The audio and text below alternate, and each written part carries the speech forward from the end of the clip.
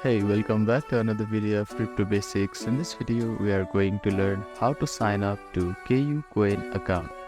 First of all, open up your preferred web browser.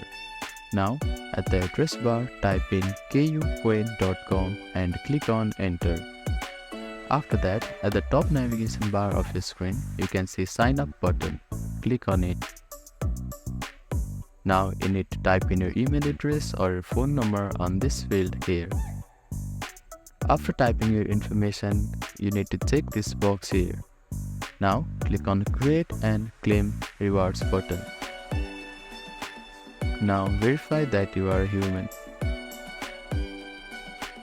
After the verification is completed, you need to type in the verification code which was sent in your email. Now, open your email.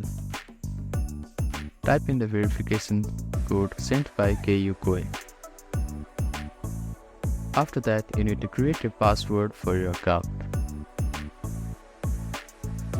After that, click on Confirm button.